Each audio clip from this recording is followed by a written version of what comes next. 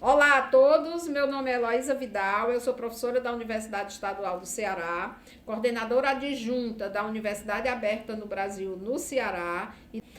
A educação à distância é uma experiência de ensino que já existe há bastante tempo, há mais de um século, embora no caso do Brasil, esse processo de ampliação e de oferta para ensino superior seja recente. Né?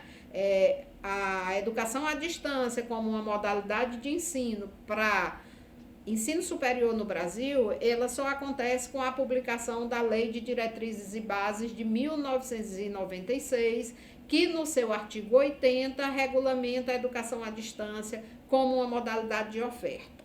Experiências anteriores existiram e não foram poucas, né? Desde os anos 1920, a década de 1920, que o Brasil inicia experiências com a educação à distância, usando naturalmente as tecnologias da época, rádio, né, e impressos. Muitos de vocês já devem ter ouvido falar, através de familiares, de duas grandes instituições que existiram, que ofereciam cursos à distância na modalidade impresso enviado pelos Correios. Era o Instituto Universal Brasileiro e o Instituto Monitor. Então, em várias cidades do interior do Brasil e até mesmo nas grandes capitais, nós temos ainda pessoas que fizeram seus cursos técnicos por meio desses institutos e que foram excelentes profissionais durante toda a sua vida. Naquele momento, se viabilizava a educação à distância com as tecnologias que se disponibilizavam na época. E o que tínhamos de mais avançado era o rádio e o material impresso.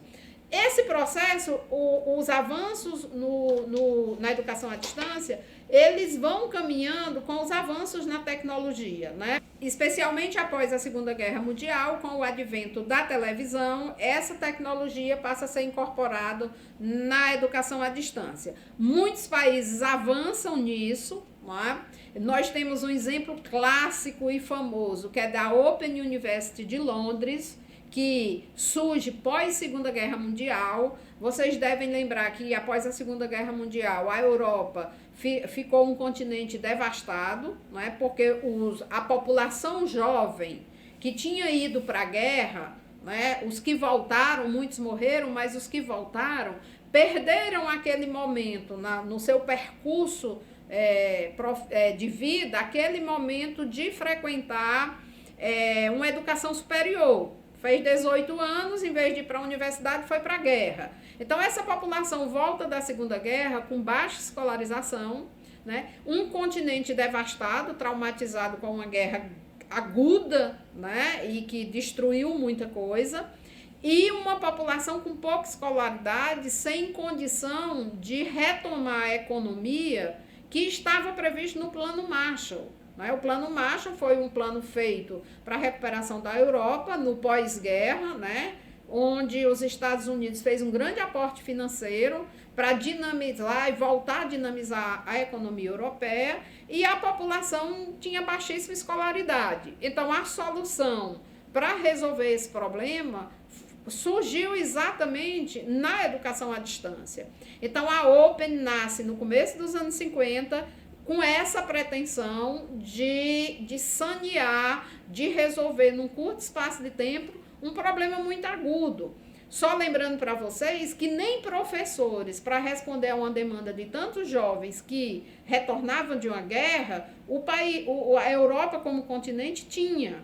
Então, de fato, ela precisou ter mecanismo onde se pudesse ter uma produção em escala e que essa produção pudesse ser descentralizada para todos os pontos da Europa, de modo a atender aquela população que estava retornando e que precisava dinamizar a economia e incluir as novas gerações que estavam chegando à vida adulta e que também não tinham professores suficientes nas universidades. Esse exemplo é um exemplo clássico, né? Nesse momento, além do material impresso dos programas de rádio, a BBC já começa a veicular vídeos, né? Vídeos funcionando como mecanismos de apoio às aulas, aos conteúdos, e com isso vai se desenvolvendo, e isso vai acontecendo naturalmente em todo o mundo. No caso do Brasil, a gente passa pela Segunda Guerra Mundial e nós temos os anos 60 marcados por uma ditadura civil-militar, mas nos planos de governo desta ditadura, a educação à distância esteve presente, não como política de Estado, mas na maioria das vezes como programas e projetos. E um exemplo clássico de iniciativa que envolvia a educação à distância foi o Mobral, que aconteceu nos fins dos anos 60 e durante os anos 70. O Mobral incorporava a tecnologia do rádio e o material impresso, né? Era uma tentativa, na época, de resolver o agudo problema de alfabetização de adulto com que vivíamos naquele período e que ainda enfrentamos hoje, né? Na sequência vieram outros programas, como o programa Minerva, o projeto João de Barro e muitos outros. E quando a gente adentra a década de 80, já no fim da ditadura civil-militar, no processo de abertura, a televisão já estava mais ou menos massificada no Brasil, por meio dos canais abertos, né, concessões públicas. Inicia-se também, por meio de televisões, programas de educação, tanto educação de ensino fundamental como ensino médio, né, a nomenclatura que a gente tem hoje, usando os recursos televisivos. Acho que todos vocês devem lembrar das famosas videoaulas do Telecurso 2000, né, oferecido pela Fundação Roberto Marinho, que é um exemplo mais clássico de uso da videoaula como recurso de apoio pedagógico em iniciativas de educação à distância. No Ceará, nós tivemos um exemplo clássico, que foi o teleensino, né, que era uma educação presencial apoiada pelo uso das tecnologias, com o uso de videoaulas. Num primeiro momento, eram videoaulas veiculadas em canal aberto, como era o caso da famosa TV Ceará, né, que chegava a todos os municípios do estado, e que essas aulas eram veiculadas tendo um professor de apoio na sala de aula. Ou seja, resumindo um pouco essa história, o que a gente constata é que a educação à distância ela vem acontecendo, né, aos trancos e barrancos, seja por meio de projetos, seja por meio de programas, mas nunca tinha havido uma preocupação por parte dos gestores, né, como política de Estado, de implementação dessa modalidade nos normativos legais. A primeira vez que aparece a educação à distância como componente do normatização é na LDB de 96. A partir de então, as experiências proliferam, né?